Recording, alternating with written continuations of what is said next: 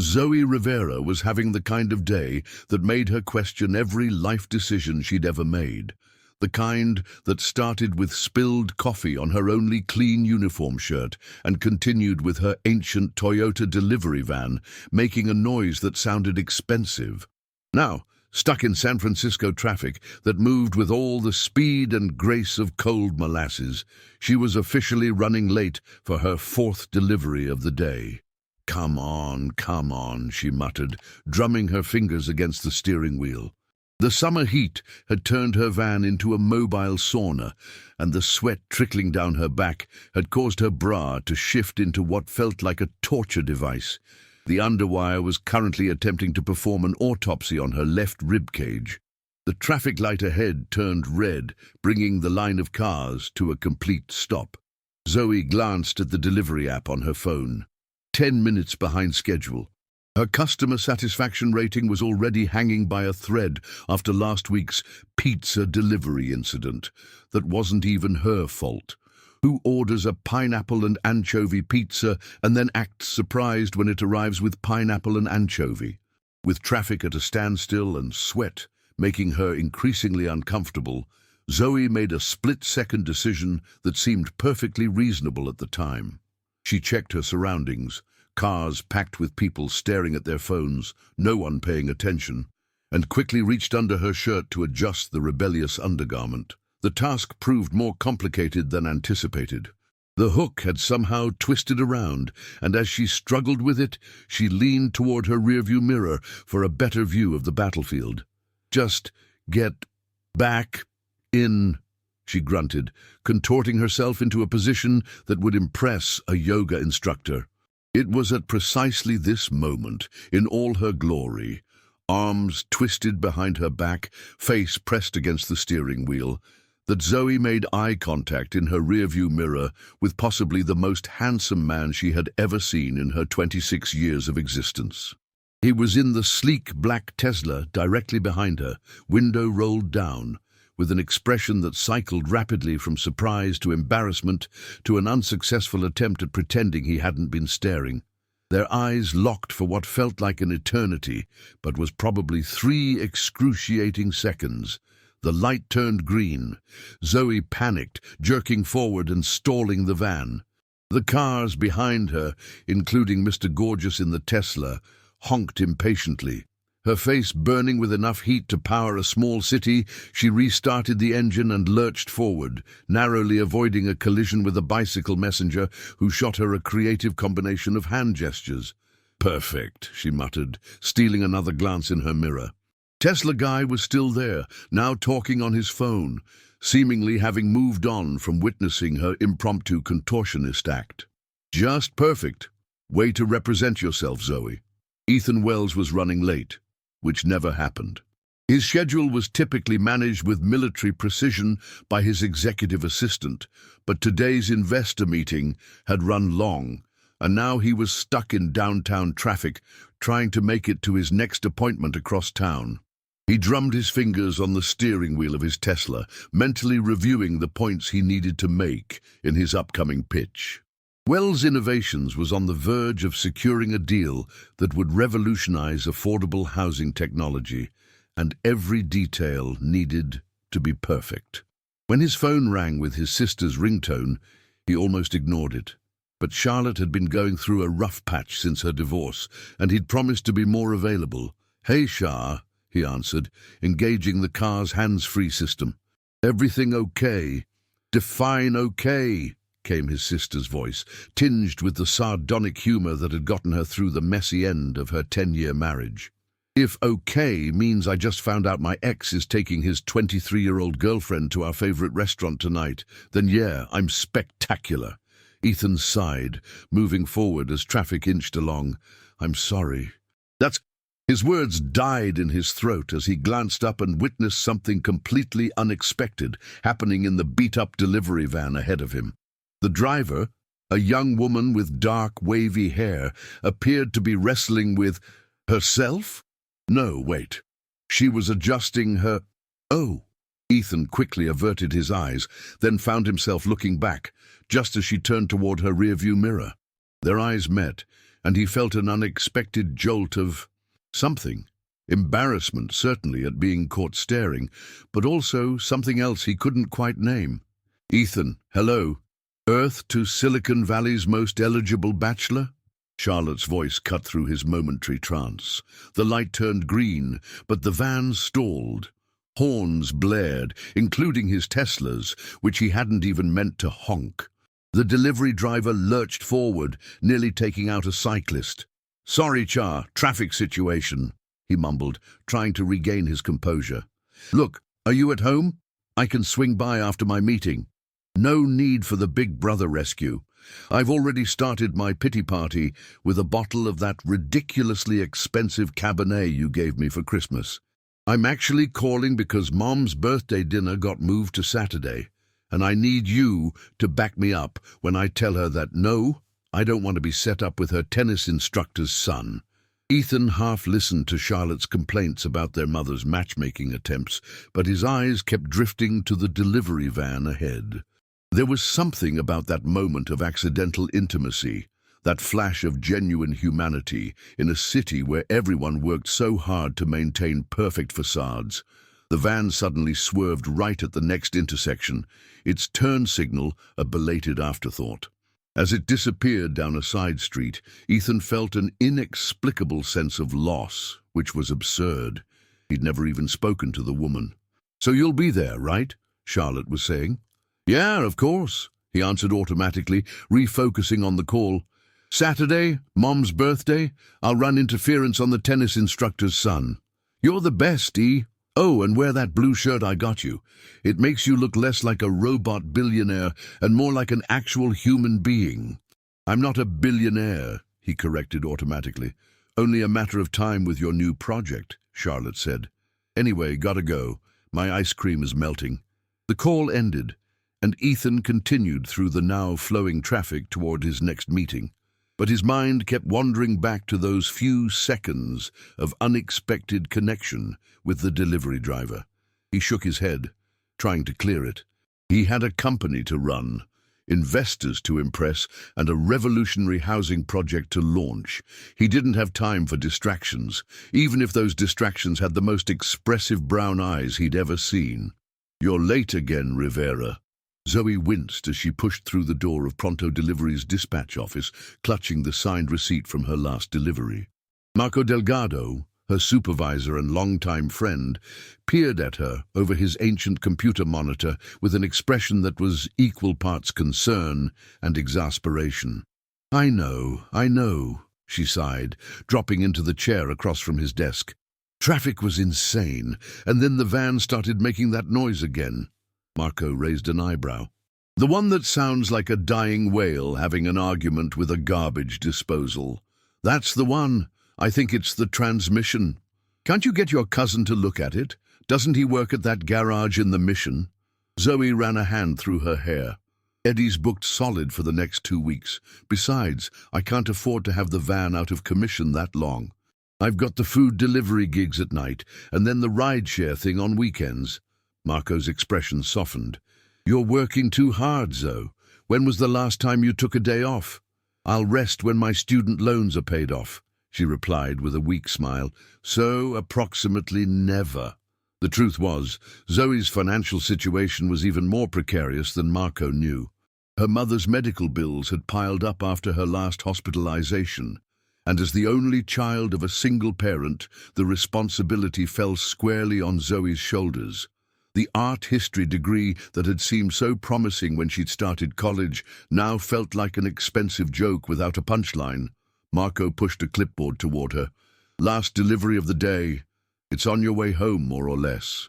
Zoe glanced at the address and groaned. "Pacific Heights? That's not on my way home unless I've suddenly moved into a mansion I don't know about." "It's a rush order," Marco said, offering an apologetic smile. "Some tech executive needs these contracts delivered before close of business. They're paying triple the usual rate." Zoe perked up slightly. "Triple? And they specifically requested our most reliable courier." Marco grinned. "I told them that was you, so try not to make me a liar."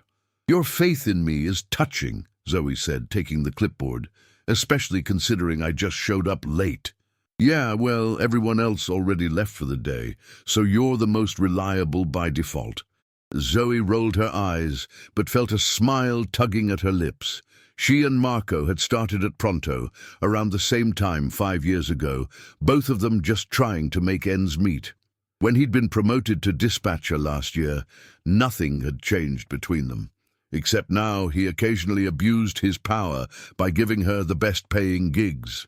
"Fine, I'll do it," she said, standing up and stretching her tired back. "But you owe me a beer. Make the delivery on time and I'll make it 2 beers, Marco called after her as she headed back to her van. The address led her to a gleaming high-rise in Pacific Heights, all glass and steel and money. As Zoe pulled into the visitor parking, she caught sight of her reflection in the lobby windows and winced. Her dark hair was a mess from the heat and humidity. Her uniform shirt still bore the coffee stain from that morning, and she looked every bit like someone who'd been driving around the city for 9 hours straight. "Whatever," she muttered, grabbing the package and heading toward the entrance. "It's not like I'm here to impress anyone." The security guard at the desk gave her a once-over that made it clear he was mentally calculating how quickly he could throw her out if necessary. Zoe put on her most professional smile. "Delivery for Wells Innovations," she said, showing him the package. "I need a signature."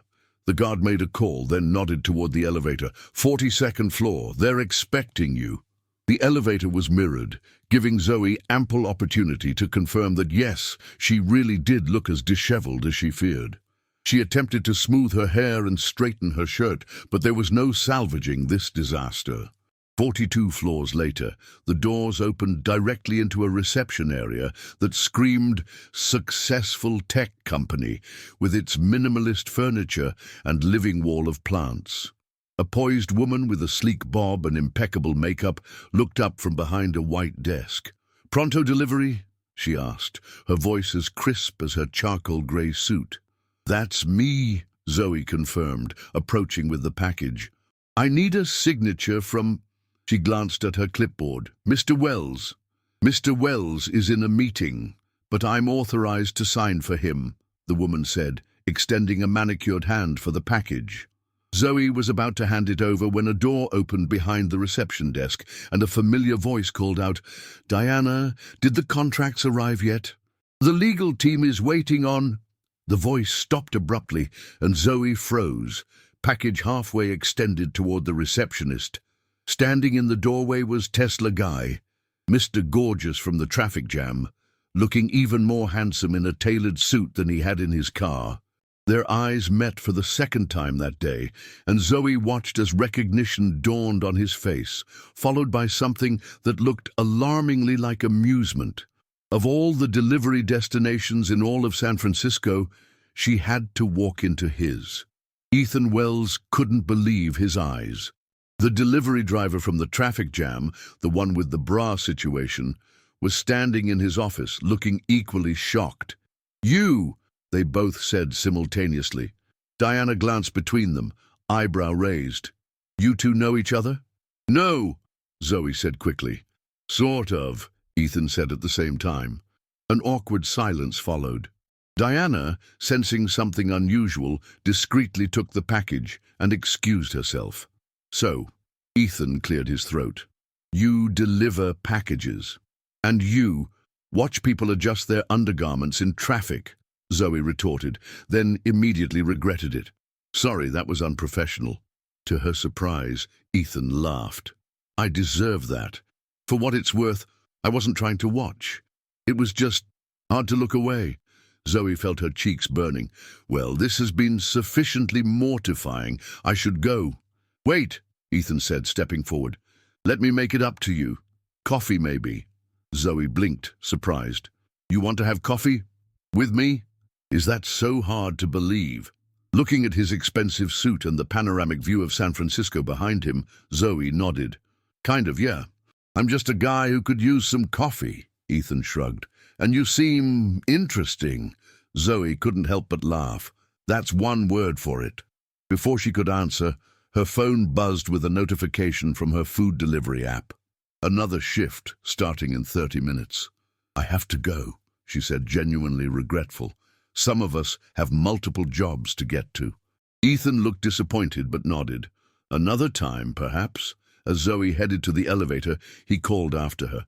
"I never got your name." She turned, walking backward. "It's Zoe. Zoe Rivera." "Ethan Wells," he replied with a smile that did unfair things to her heart rate. "I know," she said, gesturing to the massive Wells Innovations logo on the wall. "Subtlety isn't your strong suit." His laugh followed her into the elevator. Over the next week, Zoe couldn't stop thinking about Ethan, though she knew nothing would come of it. Their worlds couldn't be more different. Meanwhile, Ethan found himself distracted during meetings, thinking about the refreshingly genuine delivery driver. After discovering she worked for Pronto, he manufactured reasons to send packages, hoping to see her again. Fate intervened when Zoe's van finally broke down, right in front of Ethan's building. As she sat on the curb, waiting for a tow truck she couldn't afford, a familiar Tesla pulled up. "Car trouble?" Ethan asked, looking unfairly handsome in casual clothes. "Just taking a break," Zoe deadpanned, gesturing to the smoke coming from her engine. "Let me help," he offered. "I don't need charity." "It's not charity. It's coffee," Ethan said. "The one you rain-checked last week, while we wait for your tow." Against her better judgment, Zoe agreed. At the coffee shop, they discovered surprising commonalities. Both were oldest siblings who loved obscure documentaries and had lost parents young. Ethan wasn't the privileged tech bro she'd assumed, having built his company from nothing after putting himself through college. "My affordable housing project isn't about profit," he explained passionately. "It's about making a difference."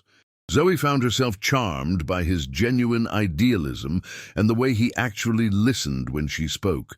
As they parted, Ethan handed her his card. "In case you need anything for the van," he clarified. Zoe took it, their fingers brushing. "Thanks for the coffee." "Thanks for the company," he replied. Walking away, Zoe knew she was in dangerous territory. Falling for someone like Ethan Wells was a recipe for heartbreak. What she didn't know was that Ethan was watching her leave, thinking exactly the same thing. 2 weeks after their coffee encounter, Zoe was working a catering gig at a tech industry charity gala, the kind where millionaires paid $5,000 per plate to feel good about themselves. She was balancing a tray of champagne when she locked eyes with Ethan across the room. He was stunning in a tuxedo, deep in conversation with the mayor and several investors. Beside him stood a gorgeous woman in a designer gown, her hand casually resting on his arm. Zoe quickly looked away, feeling foolish for the disappointment coursing through her. Of course, Ethan had a girlfriend, a beautiful, sophisticated one who belonged in his world. "Server, more champagne here," called an impatient guest, snapping his fingers at her. As Zoe moved through the crowd, she overheard snippets of Ethan's presentation about his affordable housing initiative. Despite herself, she was impressed by his passion and genuine concern for the housing crisis. Later, as she collected empty glasses from a table, a familiar voice behind her said, "Fancy meeting you here." Zoe turned to find Ethan, alone now, his smile warm. "Mr. Wells," she nodded professionally. "Back to Mr. Wells now." He looked hurt. "I thought we were past that." "I'm working," she explained, gesturing to her uniform. "And your date might get the wrong idea." "Date?" Ethan looked confused, then understood. "You mean Victoria. She's my project partner and old friend. Definitely not my date." "Oh," Zoe said, trying not to show her relief. "Still, I should get back to work before I get fired." "Wait," Ethan said, pulling out his phone. "Can I get your number? I'd like to see you again. Intentionally this time." Zoe hesitated. "Ethan, look around. This is your world. I'm just serving drinks in it." "Maybe I don't like my world as much as you think," he replied seriously. "Maybe what I like is finding someone real in the middle of all this pretense." Before she could respond, Zoe's supervisor appeared. "Rivera, break time's over." Impulsively, Zoe took Ethan's phone and quickly entered her number. "I must be crazy," she muttered, handing it back. Ethan's smile was worth the risk. "Crazy works for me." 3 days later, Zoe was shocked when Ethan called with a unique proposition. His company needed feedback on their housing designs from real people, not focus groups, and he wanted her honest opinion. This led to an unconventional date at his company's workshop, where model apartments were built for testing. As Zoe pointed out practical flaws in the designs that his team of architects had missed, Ethan watched her with growing admiration. "You've got a good eye," he said as they shared takeout after the tour. "Art history major," she shrugged. "Completely useless except for criticizing other people's design choices." Their easy conversation was interrupted when Ethan's sister Charlotte burst in, stopping short at the sight of Zoe. "You must be the bra girl," she said bluntly. "Charlotte!" Ethan exclaimed, mortified. Zoe nearly choked on her food. "The what now?" "Sorry," Charlotte grinned, not looking sorry at all.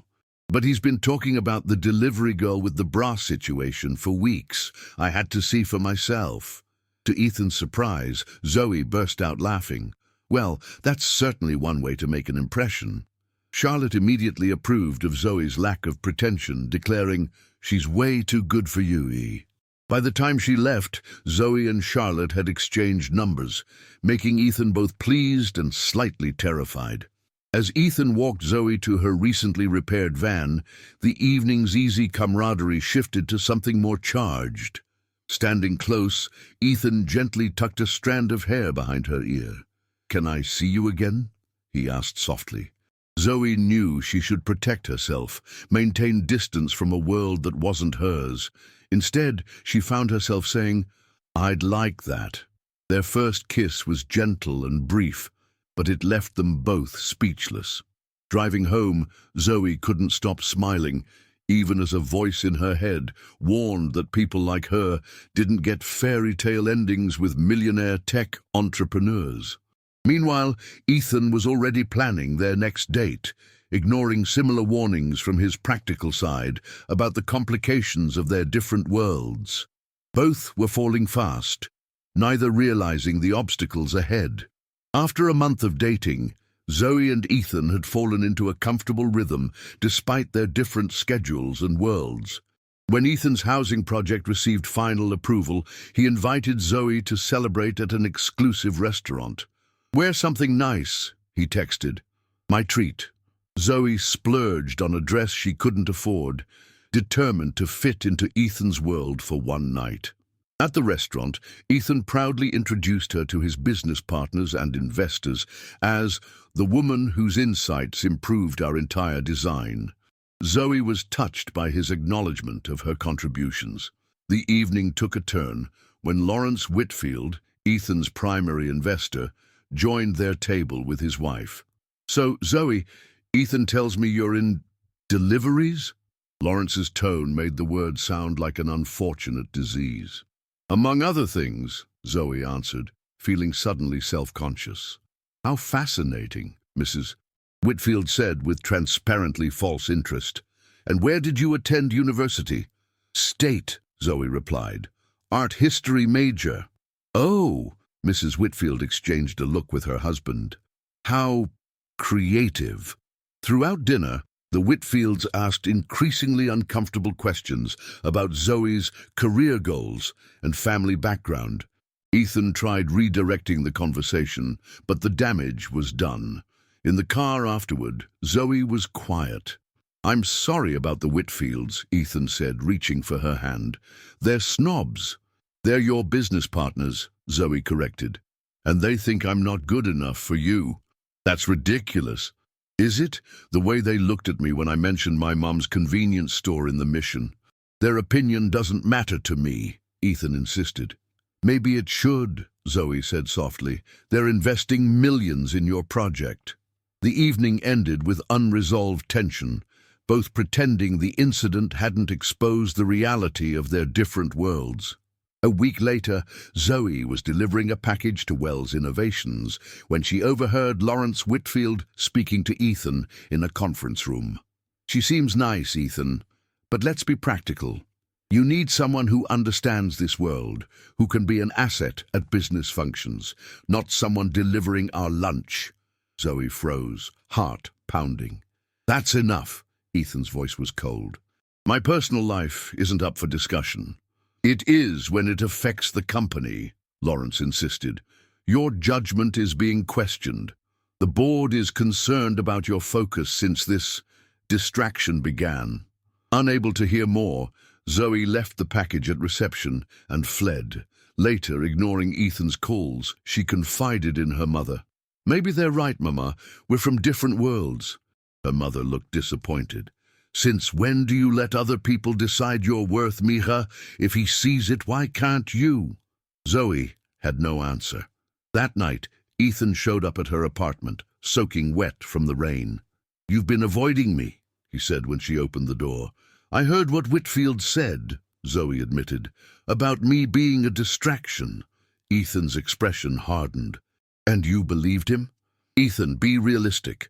I'm a delivery driver with an art degree and 3 jobs. You're building a multi-million-dollar company. These differences matter. Not to me. Ethan stepped closer. Do you know what I told Whitfield after you left? That if he ever spoke about you like that again, he could take his investment elsewhere. Zoe's eyes widened. You didn't. I did. Because I'm falling in love with you, Zoe Rivera. The confession hung between them, unexpected and overwhelming. That's crazy, she whispered. You barely know me. I know enough, he said, reaching for her hand. I know you're the first person I want to talk to every morning. The only one who makes me laugh when I'm stressed. The woman who improved my housing designs without an architecture degree because you actually care about the people who live there. Zoe felt tears threatening. I'm scared, Ethan. Not of falling for you. I think that already happened. I'm scared of not belonging in your world. Then we'll build our own, he said simply, pulling her close. One where we both belong. As they kissed, Zoe allowed herself to believe it might be possible, but a nagging doubt remained. Would love really be enough to bridge their worlds? 3 months into their relationship, Zoe and Ethan had settled into a routine that worked despite their different lifestyles. Zoe had cut back on her delivery hours after Ethan hired her as a consultant for his housing project, valuing her practical perspective. Everything changed when Ethan's mother, Eleanor Wells, returned from her extended European trip and insisted on meeting this delivery girl who's captured my son's heart. The dinner at Eleanor's Pacific Heights mansion was tense from the start. Eleanor Wells was polite but distant, asking pointed questions about Zoe's family and background. "And what are your aspirations, dear?" Eleanor asked over dessert. "Surely you don't plan to deliver packages forever?" "Mother," Ethan warned. "It's a reasonable question," Eleanor insisted. "I'm simply trying to understand Zoe's goals." "I'm taking business classes at community college," Zoe explained. "I'd like to open an art cafe someday." Eleanor's smile didn't reach her eyes. How charming.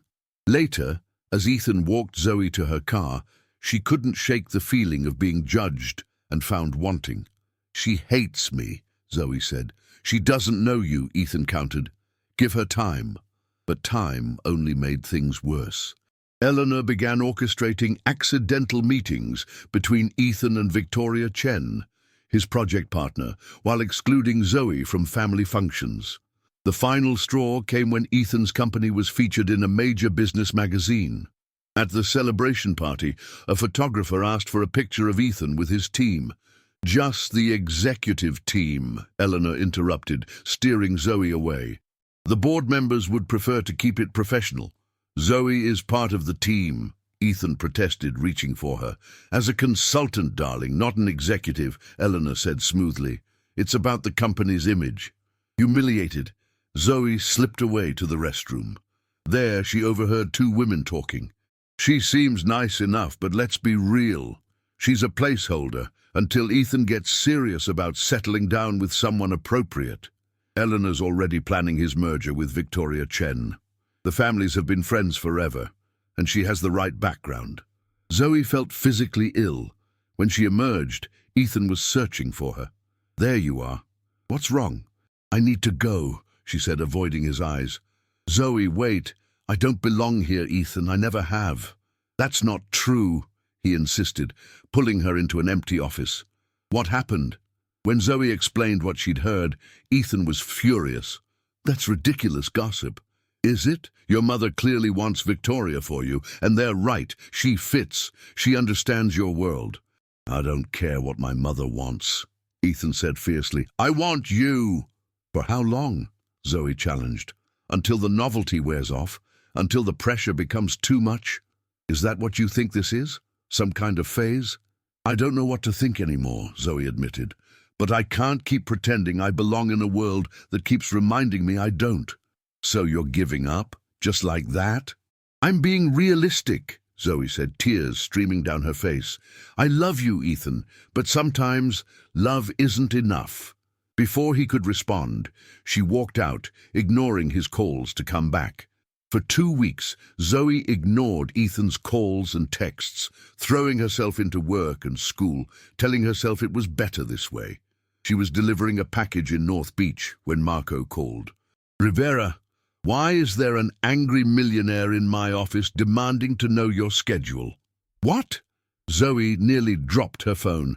Wells says you're ignoring him and he's not leaving until he talks to you. Tell him I'm not coming in, Zoe begged. Too late. He just bought the entire delivery company. He what?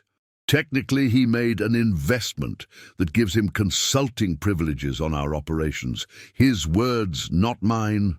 Zoe hung up, furious. Using his money and power to force her hand was exactly why they couldn't work. When she stormed into the office an hour later, Ethan was waiting calmly.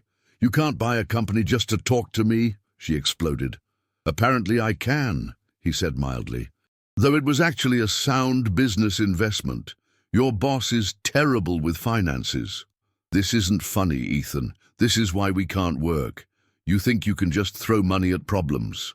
I think I'm in love with an incredibly stubborn woman who won't let me explain that I told my mother to either accept you or prepare to see a lot less of her son. Zoe paused, caught off guard. You what? I also told the board that my personal life isn't up for discussion, and anyone who has a problem with who I love can find another company to invest in. Ethan, you can't risk your company for me. I'm not risking anything, he said, stepping closer. I'm choosing what matters, and that's you, Zoe. Not my mother's approval, not some outdated idea of suitable partners. And Victoria, Zoe couldn't help asking, is engaged to her girlfriend. Has been for months. Zoe felt foolish. Oh, now, Ethan said, taking her hands. Are you done running away from us? Looking into his eyes, Zoe finally saw their future clearly. Yes, she whispered, I'm done running. As they kissed, Marco walked in, then immediately backed out. Take your time. The new boss says it's okay. 1 year after their dramatic reconciliation at Pronto Delivery's office, Zoe stood in front of the mirror in her apartment, adjusting the straps of her dress. Tonight was the grand opening of the first Wells Innovations affordable housing complex, a project she'd been intimately involved with from concept to completion. Her phone buzzed with a text from Charlotte. Where are you? He is pacing like a nervous dad at his kid's recital. Zoe smiled. Over the past year, she and Ethan's sister had become genuine friends, with Charlotte becoming her fiercest defender when Eleanor Wells made one of her subtle digs. Eleanor had eventually reached an uneasy truce with Zoe, especially after the housing project began receiving national acclaim for its innovative design, much of which incorporated Zoe's suggestions. The woman would probably never fully approve, but at least she'd stopped actively trying to break them up. As Zoe grabbed her keys, she paused to look around the apartment she'd soon be leaving. After months of Ethan practically living at her place, they'd finally decided to move in together, not to his luxury condo, but to a new place they'd chosen together. A fresh start. She was locking her door when Mrs. Gonzalez from next door emerged with her garbage. Big night tonight, yes? The older woman asked with a knowing smile. The building opening? We saw it on the news. Yes, Zoe nodded, touched that her neighbors had been following the project's progress. And your young man? He will be there? It's his building, Mrs. Gonzalez. The woman nodded approvingly. Good man. working to help people afford homes. My daughter is on the waiting list for the next building. This was why the project meant so much to Zoe. Not the prestige or the awards, but the real impact on people's lives, people like her neighbors, her mother's friends, the communities she'd grown up in. The opening ceremony was packed with press, investors, and city officials. Zoe stood to the side, watching proudly as Ethan addressed the crowd, explaining the vision behind the project. "This isn't just about providing affordable housing," he was saying. "It's about creating homes where people can thrive, where communities can grow." Every design choice was made with the actual residents in mind. His eyes found hers in the crowd, and his smile softened. None of this would have been possible without our lead consultant, Zoe Rivera, whose practical insights transformed theoretical designs into functional homes. Zoe hadn't expected the public acknowledgement and felt her cheeks warming as applause broke out. Victoria Chen, now a close friend despite Zoe's initial jealousy, nudged her forward to join Ethan at the podium. As she moved through the crowd, Zoe caught sight of her mother beaming proudly next to Marco and her other friends from Pronto. In the year since Ethan's investment, the company had doubled in size, with Marco now running operations and Zoe handling client relations part-time while finishing her business degree. "I didn't know you were going to do that," she whispered to Ethan as she reached him. "You deserve the recognition," he murmured back. "This is as much your achievement as mine." Together, they cut the ribbon to officially open the building, the flashbulbs capturing a moment that symbolized not just a professional accomplishment, but their journey together, bridging different worlds to create something new. Later that evening, after the speeches and tours and endless congratulations, Ethan suggested they escape for some air. He led Zoe to a sleek black Tesla parked nearby, not his usual car. "What's this?" she asked as he opened the passenger door. "A rental," he explained with a cryptic smile. "For nostalgia's sake." Confused, Zoe got in, noticing that Ethan seemed unusually nervous as he drove them through the city streets. When they hit traffic and came to a stop at a red light, she suddenly realized they were at the exact intersection where they'd first locked eyes a year ago. "Ethan Wells," she said slowly. "Did you plan this?" "Maybe," he admitted, reaching across to take her hand. "I thought it was appropriate to come back to where it all started." The light turned green, but instead of driving forward, Ethan put the car in park, ignoring the confused honks behind them. "What are you doing?" Zoe asked, alarmed. "You can't stop here." "Just for a minute," he said, turning fully toward her and taking both her hands. "Zoe Rivera, 1 year ago, you were adjusting your bra in a rearview mirror, and I couldn't look away. It was the luckiest traffic jam of my life." Understanding dawned on Zoe as Ethan reached into his pocket and pulled out a small velvet box. "Are you seriously proposing in the middle of traffic?" she asked, torn between laughter and tears. "I am," he confirmed, opening the box to reveal a vintage-style emerald ring. "Because nothing about our relationship has been conventional, and I wouldn't have it any other way." The honking behind them grew more insistent, and a taxi driver yelled something colorful about where Ethan could park his fancy car. "Zoe, will you marry me before we cause a complete traffic meltdown?" Laughing through her tears, Zoe nodded. "Yes, yes, you ridiculous man." "Indeed." As Ethan slipped the ring onto her finger and leaned in for a kiss, a police officer tapped on the window. "Sir, you can't stop here," the officer said sternly when Ethan rolled down the window. "Sorry, officer," Ethan replied, unable to stop smiling. "I was just proposing to my girlfriend." The officer's expression softened slightly as he noticed Zoe's tear-streaked face and the new ring on her finger. "Congratulations, but you still need to move your vehicle." "Of course," Ethan agreed, putting the car back in drive. As they pulled away, Zoe couldn't stop looking at her ring, then at Ethan, then back at her ring. "I can't believe you stopped traffic to propose." "I wanted it to be memorable," he said, reaching for her hand again. "Trust me, everything about you has been memorable from day one," she assured him, thinking back to their unlikely beginning. Who would have thought adjusting my bra in traffic would lead to this? I think I knew even then, Ethan admitted. Something about you just felt right. Even though I'm still figuring out which fork to use at your mother's dinner parties, Zoe teased. Especially because of that, he laughed. You keep me grounded. You remind me what's real. As they drove through the city they both loved, Zoe reflected on the journey that had brought them here. From different worlds, facing obstacles and doubts, they'd created something unique, a relationship built on respect, understanding, and the kind of love that doesn't try to change the other person, but celebrates them exactly as they are. When they arrived at the surprise engagement party Charlotte had organized, Ethan had been confident in Zoe's answer.